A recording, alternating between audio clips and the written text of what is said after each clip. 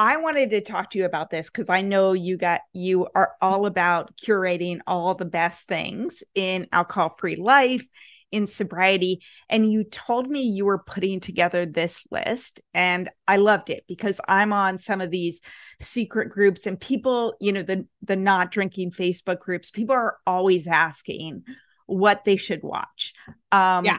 So tell me what your favorites are. Like if someone was just coming and saying, all right, I want to watch some new movies on this, which ones would you recommend?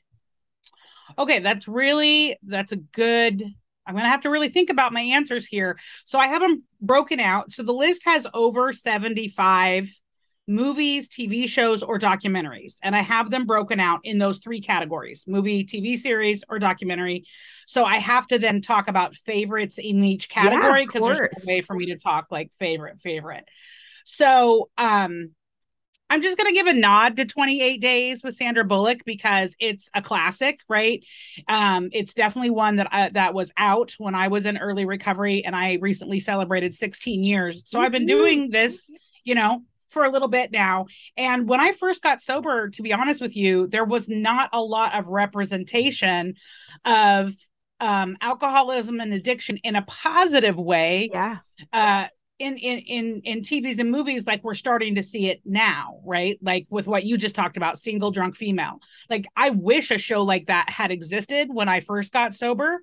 But when I first got sober, I was still binge watching Sex in the City and Yes. and drooling over their cosmopolitans, right?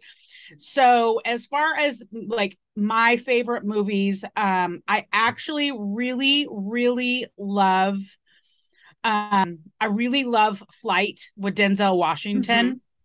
I found so many parts of that movie just the addiction, how strong of a pull it has over someone, especially when faced with like a big life changing, like he's about to go to court, he needs to like straighten up and fly right, no pun Yeah. intended, and yet he's still like, can't say no to the bottles.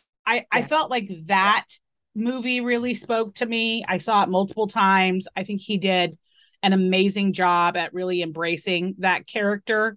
And Um, Denzel is just amazing to watch I always. mean, he's just amazing. Yeah. I loved the new Star is Born with Lady Gaga. I saw that also multiple times.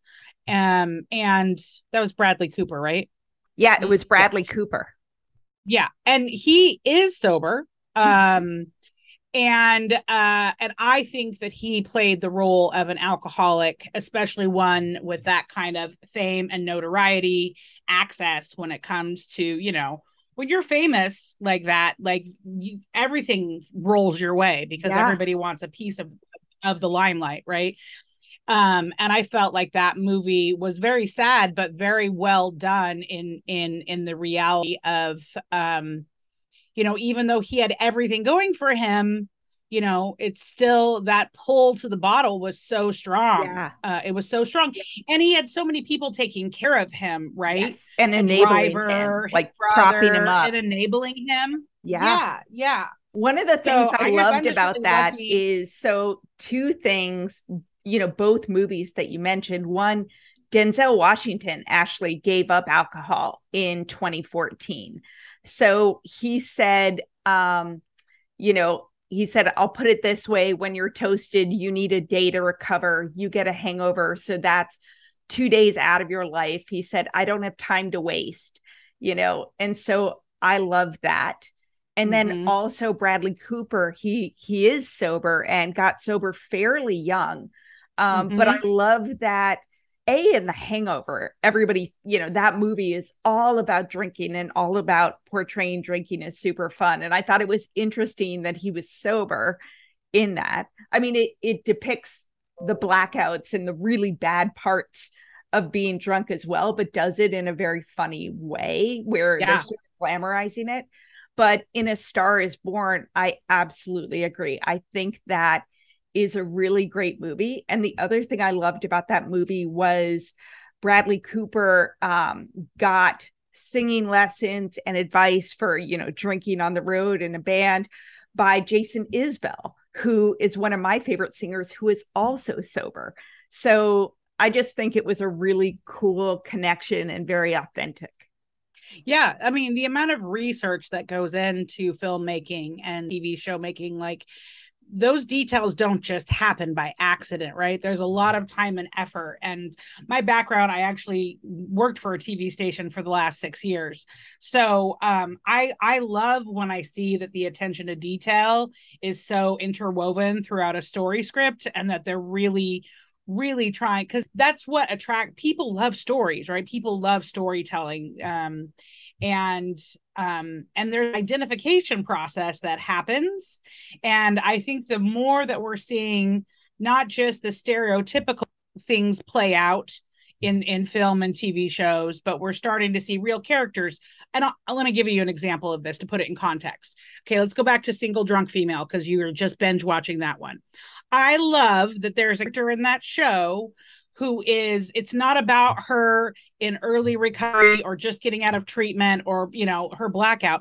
She's 10 years in the future. She's a sponsor. She has a girlfriend or a wife. I can't remember the situation, but she's doing very well in her career. She owns her home, right? She has her shit together. Like, that's who I want to identify with. I want to see more storylines with TV shows and movies where the characters are in long-term recovery. Right. Yeah. I don't always want to see, I mean, I am a sucker for a before and after. I'm not going to lie. Right.